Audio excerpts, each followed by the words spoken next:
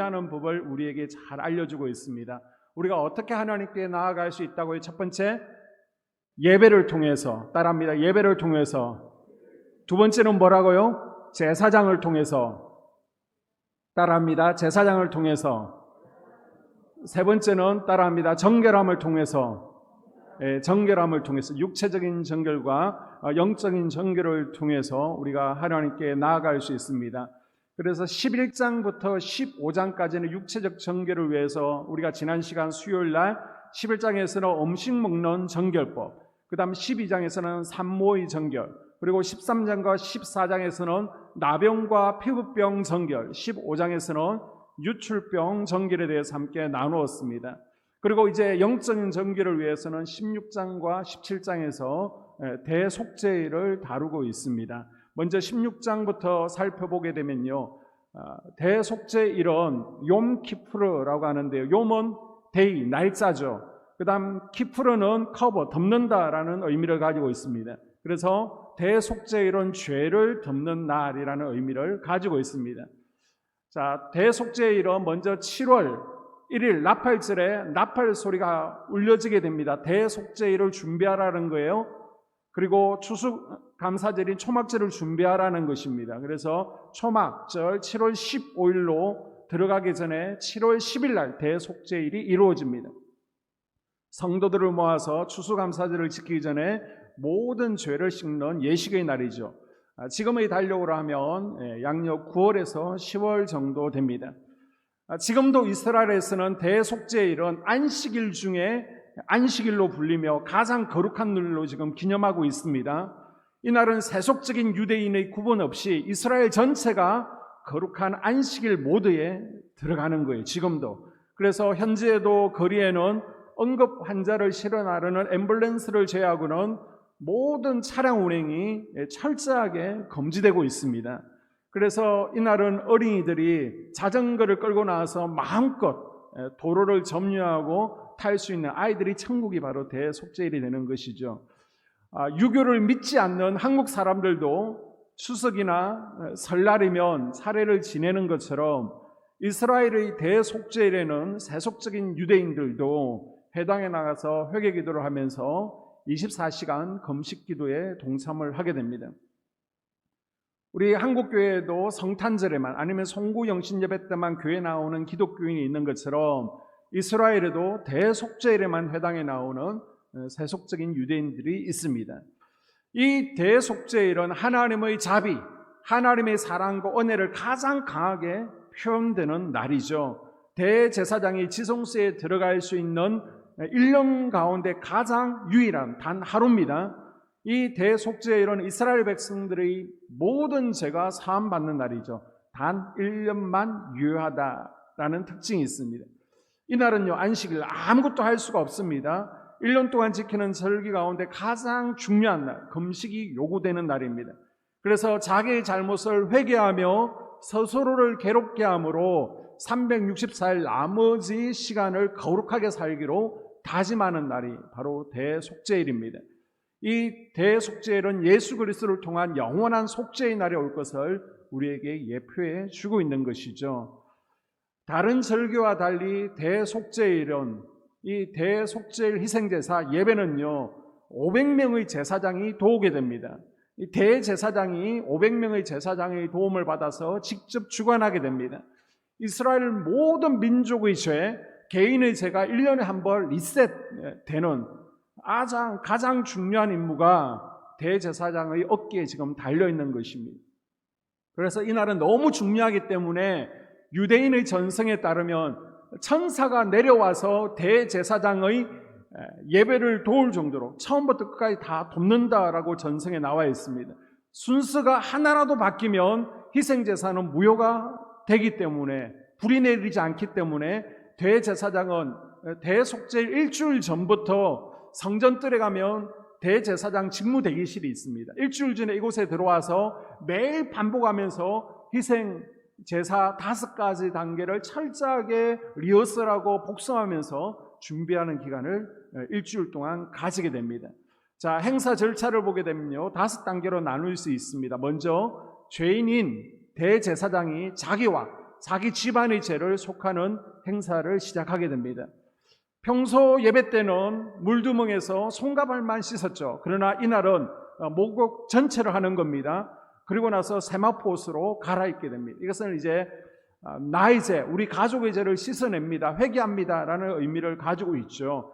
4절에 보게 되면 거룩한 세마포 옷을 입으며 물로 그의 몸을 씻고 입을 것이며, 먼저 자기 자신의 죄를 없이 하는 거예요.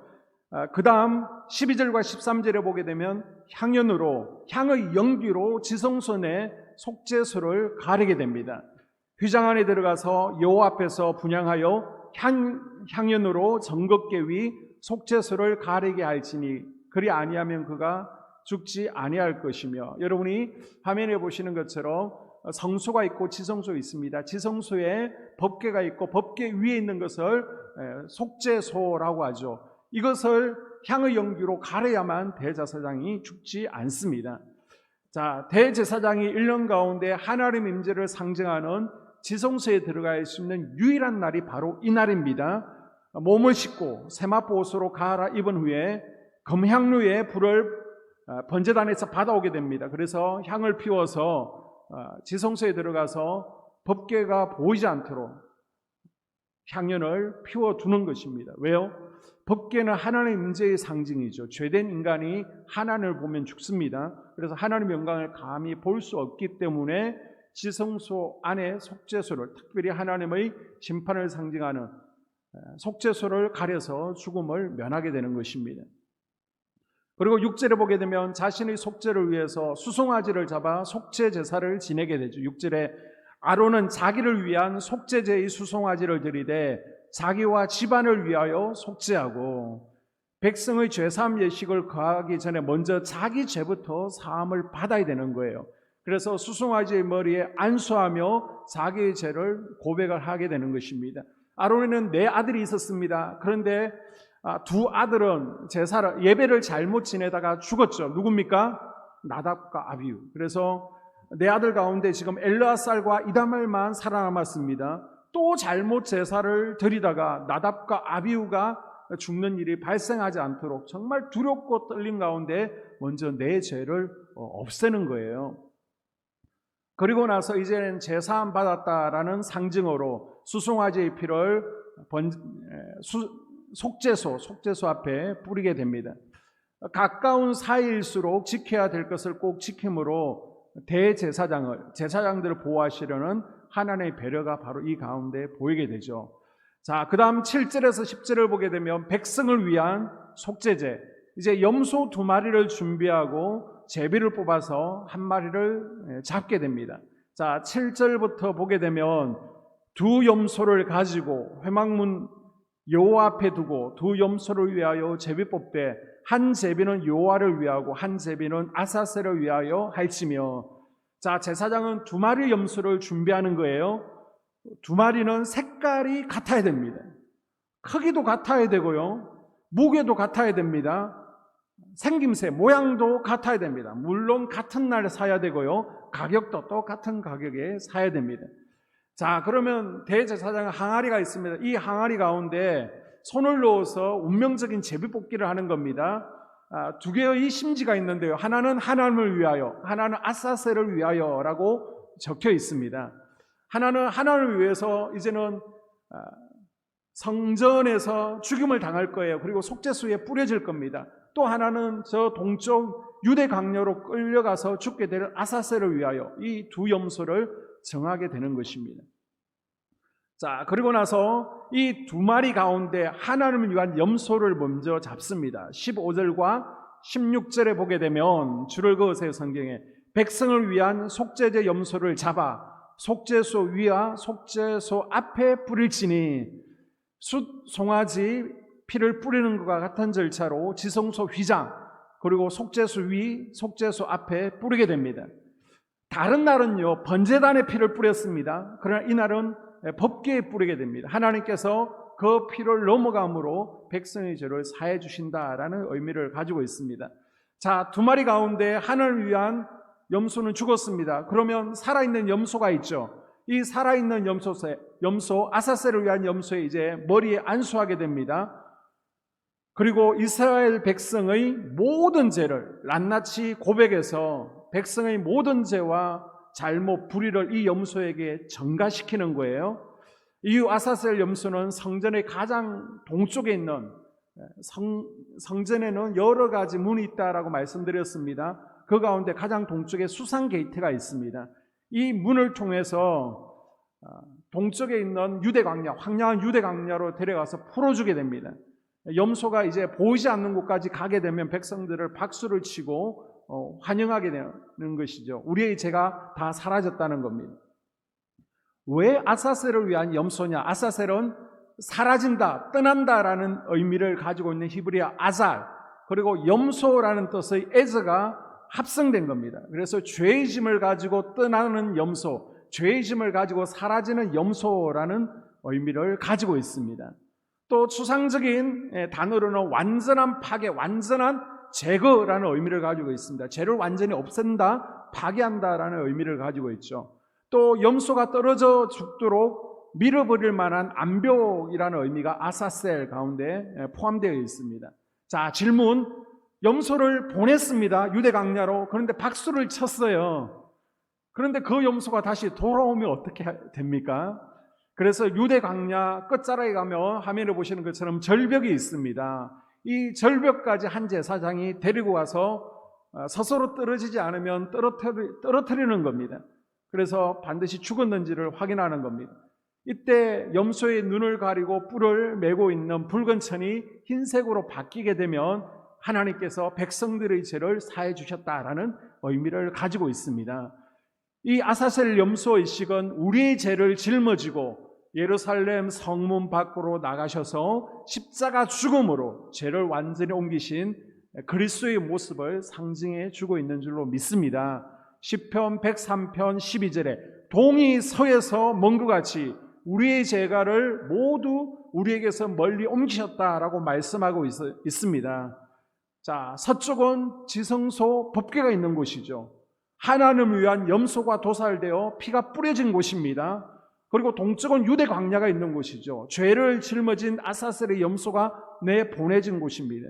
이 두 마리의 희생 염소는 각각 동쪽으로 그리고 서쪽으로 하면서 자신들이 죽음으로 역할을 담당했습니다. 이로써 백성들의 죄가 멀리 옮겨졌다라는 의미를 가지고 있습니다.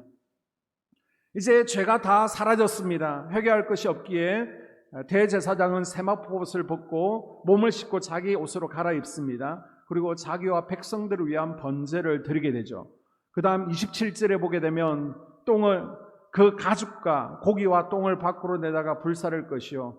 이제 제사를 지내고 나서 남은 가죽과 고기, 똥은 진 밖에서 불사름으로 대속죄일 의식은 끝이 나게 됩니다.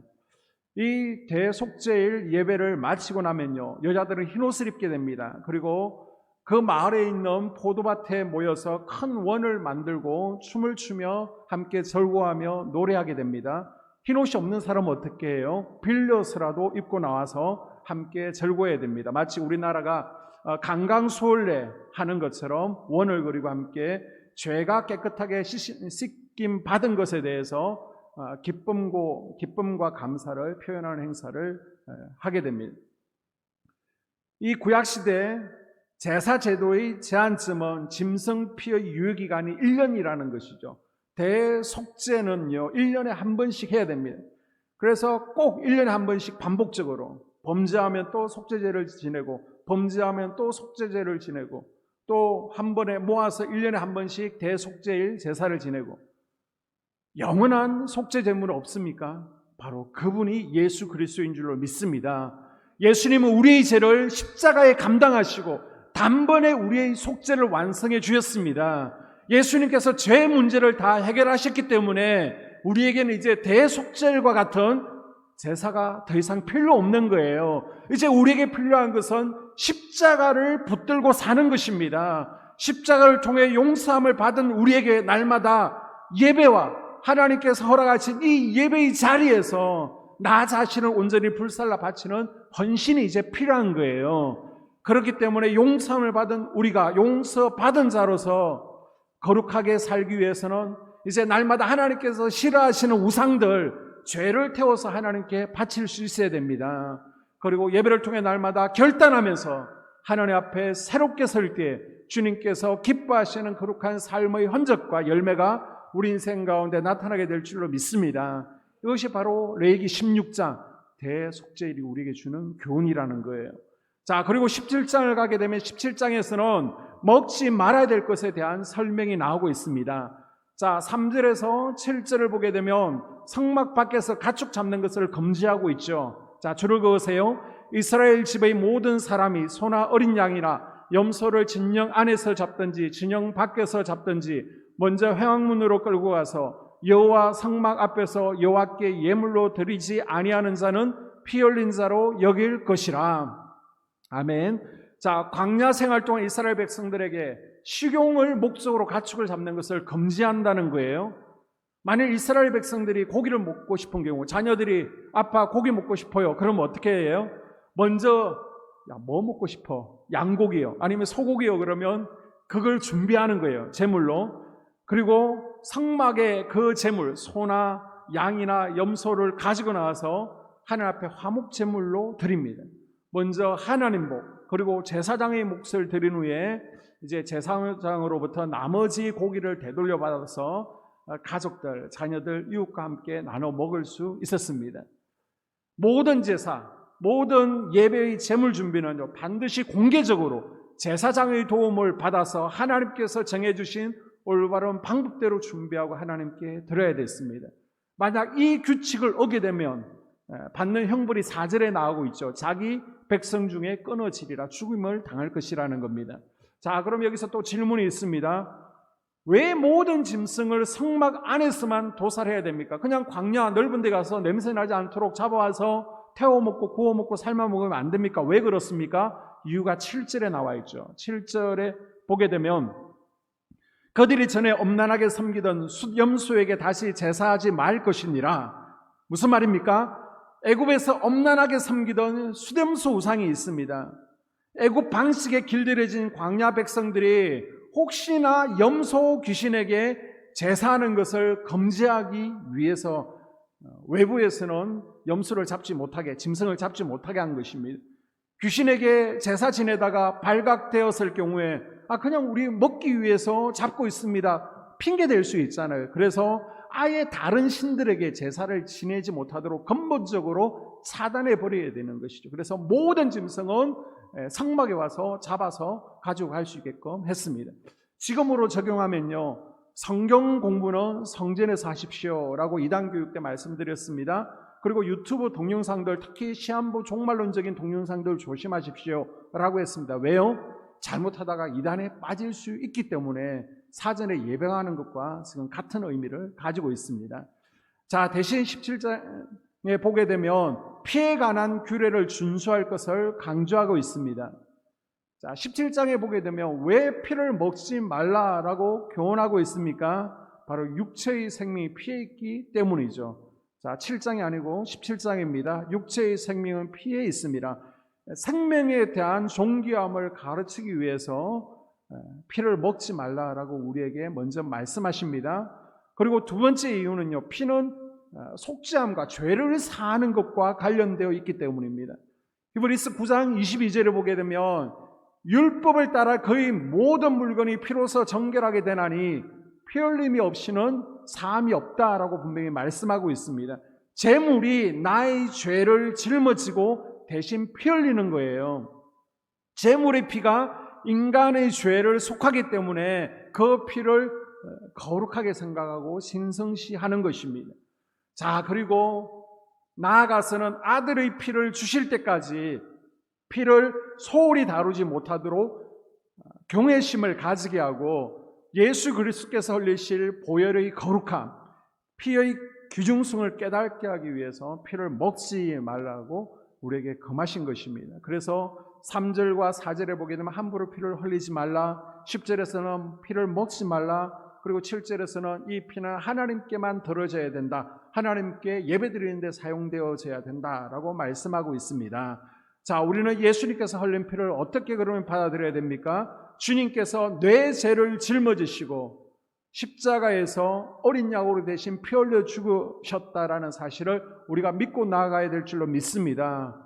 믿을 뿐만 아니라 감사해야 되겠죠. 늘 그 십자가에서 흘리신 피를 기억하며 기념하며 우리는 감사할 수 있어야 됩니다. 그리고 우리는 예수 그리스도의 보혈을 마시는 삶이 되어야 됩니다. 이 피를 마신다는 것은 예수님을 인격적으로, 예수님을 나의 구원자뿐만 아니라 나의 주인으로 영접하는 것을 의미하고 있습니다. 우리는 주님의 보혈을 믿고 날마다 주님의 보혈을 마시며 감사와 감격으로 나아갈 수 있기를 바랍니다.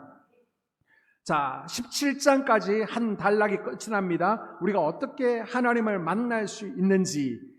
자, 세 가지. 첫 번째가 뭐였습니까? 하나님을 만날 수 있는 법, 하나님께 나아가는 법이 첫 번째 예배를 통해서, 두 번째 제사장을 통해서, 세 번째 정결함을 통해서 끝이 났습니다. 그 다음 마지막 18장에서 27장까지는 자, 우리가 하나님께 나아갔습니다. 한 번 하나님을 만나면 돼요? 아니라는 것이죠.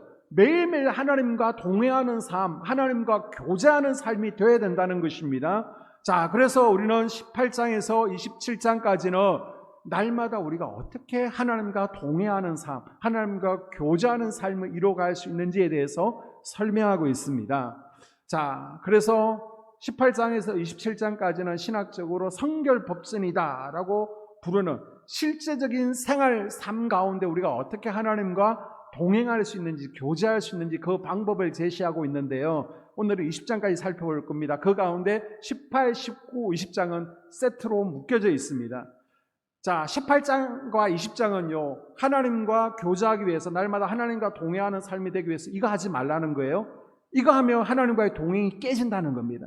그리고 19장은 이렇게 살라라는 것입니다. 그래서 18장에서는 성윤리, 성도덕에 대해서 설명하고 있습니다. 자, 3절에 보게 되면 너희가 거주하던 애굽 땅의 풍속을 따르지 말며 가나안 땅의 풍속과 규례도 행하지 말라. 쉽게 얘기해서 성적 타락을 따르지 말라는 것입니다. 자, 성적으로 타락하면 하나님과 교제가 깨어지고 하나님과 동행할 수 없다는 겁니다. 그래서 18장 6절에 보게 되면 자기 살부치를 가까이 하지 말라. 건친 상간을 금지하는 겁니다. 요즘 막상 드라마를 보게 되면 누가 아버지인지 누가 어머니인지 누가 가족이고 남매인지 모르는 일들이 일어나는데 절대 이런 일은 있어서 안 된다. 있으면 하나님과 동행이 깨어진다라고 경고하고 있는 거예요. 그 다음 19절부터 23절에 보게 되면 음행을 금지하고 있습니다. 20절에 내 이웃의 아내와 동침하지 말라. 자녀를 몰래에게 내어주지 말라. 남자가 남자와 동침하지 말라. 줄 긋고 계시죠? 너는 짐승과 교합하지 말라. 뭐가 안 된다는 거예요? 간음이 되지 않는다는 거예요. 동성애가 되지 않는다는 거예요. 짐승과의 수관이 되지 않는다는 거예요. 이러면 다 죽인다는 겁니다. 그래서 20장에 보게 되면 반드시 죽여야 될 죄가 구체적으로 명시하고 있습니다. 자, 과일 바구니가 있습니다. 과일 바구니 가운데 썩은 과일이 있으면 여러분 어떻게 합니까? 빨리 골라내죠. 왜 골라냅니까? 아니면 옆에 것도 함께 썩어버리기 때문입니다. 하나님께서는요, 썩은 과일과 같은 악한 행위들이 이스라엘 공동체 내에 뿌리내기를 원치 않으셨습니다. 신앙 공동체에서 썩은 과일 같은 사람 하나를 골라내지 않으면요, 전체가 영향받을 수 있습니다. 그래서 신앙 공동체 전체가 파괴되는 거예요. 그래서 교회를 무너뜨리는 것은 공령이 와서 뭔가 큰 사건이 무너뜨리는 것이 아닙니다. 포도원을 허는 작은 요 한 마리를 조심하라는 것입니다. 그래서 하나님께서는 바구니 속의 썩은 과일과 같은 악을 공동체 내에서 단호하게 잘라낼 것을, 제거할 것을 말씀하고 있습니다.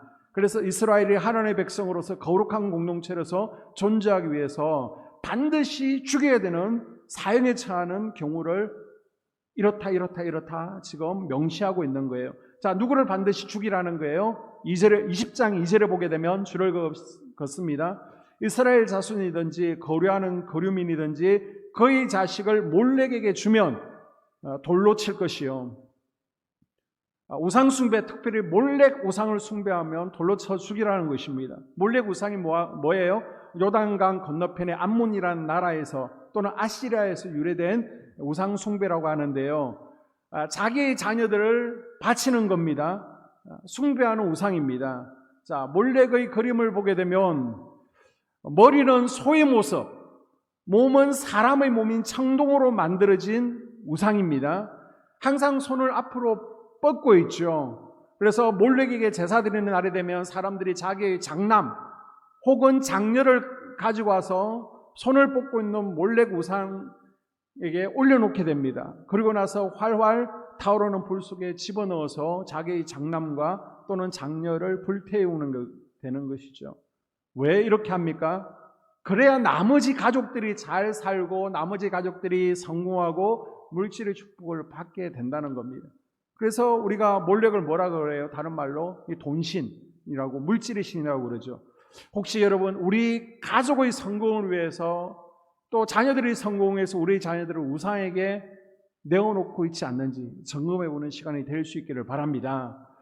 그리고 6절에서 27절을 보게 되면 접신한 자, 박수무당, 동그라미 치시고요. 어떻게 하라고요? 27절에 반드시 죽일지니라. 자, 20장 9절에 보십시오. 아버지나 어머니를 저주하는 자는 반드시 죽일지니라. 자, 20장 10절에 보십시오. 누구든지 남의 아내와 간음하는 자 반드시 죽일지니라. 자, 11절에 아버지의 아내와 동침하는 자, 12절에 며느리와 동침하는 자, 14절에 장모를 데리고 사는 자, 17절에 자매, 하체를 보는 자, 남매끼리 간음하는 자, 죽이라는 것입니다. 그리고 13절에 보게 되면 남자와 동침하며 동성연애하는 자는 반드시 죽일지니, 15절과 16절에 보십시오. 남자와 여자가 짐승과 교합하며 짐승과 수간하면 반드시 죽이라는 것입니다. 20장에 보면 무섭죠. 다 죽이라는 겁니다. 이렇게 죽이라는 것은 죽이는 것이 목적이 아니고 결론적으로 그 법의 정신이 무엇입니까? 이렇게 해서 너희 가운데 있는 악들을 다 제거하라는 것입니다. 하나님 뜻은 뭐예요? 죽이는 것이 아니라 20장 26절이에요. 너희는 나에게 거룩할지어다. 내가 너희를 나의 소유로 삼으려고 너희를 만민 중에서 구별하였습니다. 제사장 나라를 이루어가는데 우리를 거룩한 제사장으로 삼기 위해서 우리로 하여금 거룩하라는 겁니다. 거룩한 제사장이 되기 위해서 항상 악은 모양이라도 취하지 아니하는 우리가 될 수 있기를 주님의 이름으로 축복합니다. 그리고 마지막 19장을 보게 되면요, 사회윤리, 시민윤리에 대해서 설명하고 있습니다. 사회생활을 어떻게 해야 되는지. 자, 우리가 19살이 되면 고등학교를 졸업하고 사회에 나가게 됩니다. 그러면 대한민국의 국민으로서 지켜야 될 법들이 있죠. 이제 봐주지는 않습니다. 미성년이 아닌 거예요. 자, 마찬가지로 그렇게 기억하면 됩니다. 레위기 19장은 이제 미성년자가 아니니까 시민법에 대해서, 사회윤리에 대해서 설명하는구나, 레위기 19장이. 그래서 부모 공경에 대해서, 안식일을 지켜야 되는 것에 대해서, 우상 숭배를 금하는 것에 대해서, 그리고 이웃 사랑할 것을 19장은 우리에게 가르쳐주고 있는 거예요. 자, 마지막 부모 공경, 안식일, 우상 숭배는 계속해서 말씀드렸고요. 마지막 이웃 사랑을 보게 되면, 자, 하나님께서 제시하신 이웃을 향한 적극적인 사랑의 행동은 다음과 같다라고 9절부터 쭉 설명하고 있습니다. 자, 9절에서 10절을 보게 되면 밭 모퉁이법이 나오고 있는데요. 9절부터 19장, 너희가 너희 땅에서 곡식을 거둘 때 너는 밭 모퉁이까지 다 거두지 말고 내 떨어진 이삭도 줍지 말며 열매를 다 따지 말며 내 포도원에 떨어진 열매도 줍지 말고 가난한 사람과 구류민을 위하여 버려두라. 곡식 거둘 때 밭 모퉁이 일부를 남겨두라는 거예요. 떨어진 이삭을 줍지 말라는 겁니다. 자, 이것을 배경하고 있는 구약 성경이 뭐가 있죠? 룻기 2장을 보게 되면 베들레헴에 살고 있던 보아스라는 인물이 하나님께서 레위기를 통해 주신 밭 모퉁이법을 실천하며 살게 되죠. 그러다가 룻이라는 아내를 얻게 되고 다윗의 조상, 예수 그리스도의 조상이 되는 것을 볼 수 있습니다. 자, 그 다음 보게 되면 11절에 도둑질, 거짓말하지 말라는 겁니다. 자, 13절에 보게 되면 품꾼의 삭설 체납하지 말라는 거예요. 자, 14절에 보게 되면 장애인을 존중하라는 것이죠. 16절에 보게 되면 다른 사람에 대해서 비방하지 말라는 것입니다. 자, 이렇게 쭉 이웃 사랑에 대해서 설명하면서 결론적으로 15절에 이웃을 향한 구체적인 거룩의 실천이 재판에서 드러나게 됩니다. 하나님께서는 이스라엘 백성들에게 재판할 때 한쪽으로 치우치지 말고 정도를 걸어라라고 말씀하면서 재판의 기준을 정해주시죠. 15절에 재판할 때 불의를 행하지 말며 가난한 자의 편에 들지 말며 세력 있는 자라고 두둔하지 말고 공의로 사람을 재판할지니, 재판할 때 차별하지 않음으로 하나님의 이웃 사랑을 실천하는 그것이 바로 이웃을 향한 거룩이다라고 말씀하고 있습니다. 그리고 또 한 가지 거룩의 실천 하나는 내 마음 가운데 드러나야 된다는 거예요. 그게 뭡니까? 17절에 내 형제를 마음으로 미워하지 말고, 자, 마음으로 누군가를 미워하면 거룩하지 못하다는 거예요. 우리가 이웃 사랑을 향한 거룩이 뭐라는 거예요? 미워하지 않는 것. 미워하지 않아야 거룩하라는 겁니다. 남편을 미워하지 말고 아내나 자녀들 그리고 성도들을 미워하지 않는 것이 거룩이라는 것입니다. 이 하나님의 말씀을 잘 실천하는 우리가 될 수 있기를 주의 이름으로 축복합니다. 기도합니다. 하나님께서 오늘 레위기 16장에서 또 20장을 통해서 우리에게 악은 모양에도 버리고 우리 마음 가운데 미움을 버림으로 거룩한 나라 하나님 제사장으로 살아갈 것을 우리에게 명령했는데 이 말씀들이 우리의 마음판에 새겨지게 하여 주시옵소서.